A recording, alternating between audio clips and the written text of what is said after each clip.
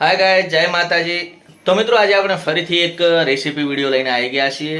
જે આપણે આગળ બનાવ્યો તો સિંગ ભજીયાનો શાકનો વિડીયો અને ચવાણાના શાકનો વિડીયો। તો આજે આપણે ફરીથી સિંગ ભજીયાના શાકનો વિડીયો લઈને આવ્યા છે। જે વખત આપણે બનાવ્યું હતું સાદું, આજે આપણે બનાવીશું દહીંવાળું સિંગ ભજીયાનું શાક।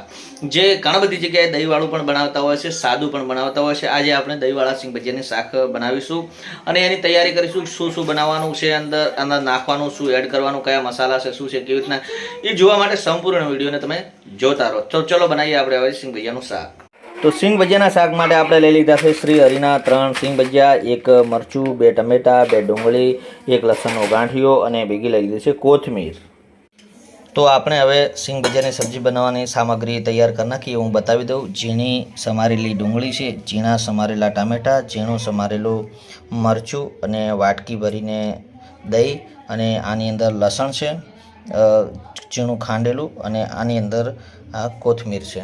ચલો હવે આપણે આની અંદર તેલ લઈ અને મૂકીશું ગરમ, અને પછી જે વઘાર કરીશું ને આગળની પ્રોસેસ જોઈએ। તો આપણે પહેલાં વાસણની અંદર તેલ લઈ લઈશું, અને તેલ થઈ જાય ગરમ એટલે અંદર આપણે રાઈ નાખીશું। રાઈ ફૂટી એટલે અંદર જીરું એડ કરીશું પછી। તો આપણે આ વઘાર આવી ગયો, અંદર નાખી દીધું છે રાઈ અને જીરું એડ કરી નાખ્યું છે। હવે આપણે પહેલાં આને ડુંગળી એડ કરીશું અને ડુંગળીને એકદમ તેલની અંદર શેકાવા દઈશું। કમ્પ્લીટ આને મિક્સ થવા દઈશું એટલે ડુંગળી આપણી એકદમ ટ્રાન્સપરન્ટ થઈ જાય। પછી એની અંદર આપણે ટમાટું નાખી નાખશું, કારણ કે ડુંગળીમાં આમાં પાણી રેડવાનું નથી, એટલે ડુંગળી આપણે એકદમ તેલની અંદર ચડાવવાની છે। તેલની માત્રા તમે થોડી વધારે રાખી શકો છો, કારણ કે એની અંદર પાણી આવવાનું નથી એટલા માટે। તો જો આપણી ડુંગળી કમ્પ્લીટ થઈ ગઈ છે। હવે આની અંદર આપણે લસણ એડ કરીશું। આની અંદર હવે તમને લસણ ડુંગળીની થોડી થોડી સુગંધ આવવા લાગશે એટલે પછી આપણે મરચું અને ટમેટા એડ કરવાના રહેશે।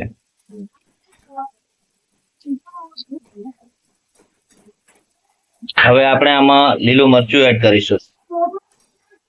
આ લીલું મરચું એડ કરીને હવે પાછું અને ફરીથી મિક્સ કરવા। હવે આપણે આમાંથી થોડી થોડી સુગંધ આવવા લાગી છે એટલે હવે આપણે એની અંદર ટમાટા એડ કરીએ।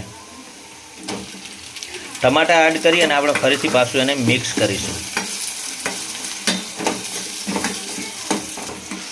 તો હજી આપણે આ મિક્સ કરીએ અને ટમેટું ટમેટું ચડશે એટલે કેવું થશે, જે ઉપરલી ટમેટાને લાલ લાલ સાલ છે એ એકદમ લૂઝ પડી જશે અને ટમેટું ગળવા લાગશે। પછી આપણે એમાં દહીં એડ કરવાનું થશે અને મસાલા એડ કરવાના થશે। પહેલાં આપણે મસાલા એડ કરીશું, પછી દહીં એડ કરીશું।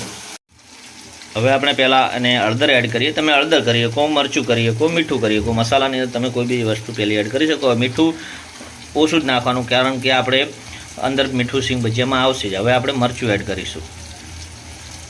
રેડી, મરચું પણ એડ કરી દીધું છે આપણે। મરચાંની અંદર તમે મરચું માપનું એડ કરશો તો ચાલશે, કારણ કે અંદર સિંગ ભજીયા તીખા જ હોય છે એટલા માટે। અને હવે આપણે ધોણા જીરું પાવડર એડ કર્યો।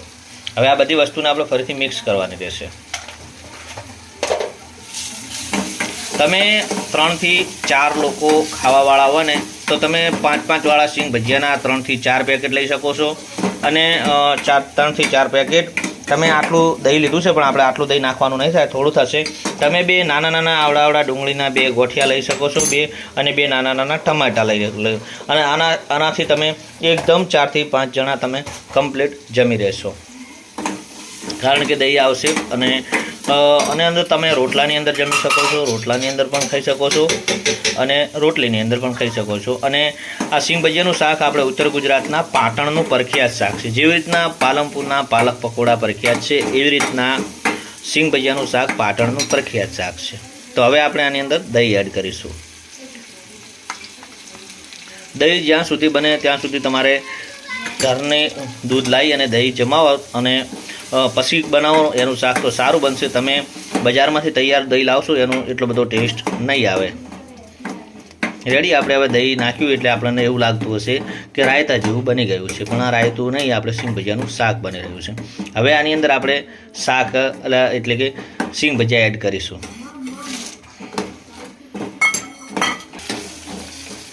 હવે આપણે સિંગ ભજીયા એડ કરી દીધા છે। હવે એને ઘણું નહીં, આપણે 1 મિનિટ જેટલું ઉપર રાખીશું એટલે સિંગ ભજીયા કમ્પ્લીટ એનું બધું એક જેવું થઈ જાય। અને આપણે હવે અંદર કોથમીર પણ એડ કરી નાખી છે।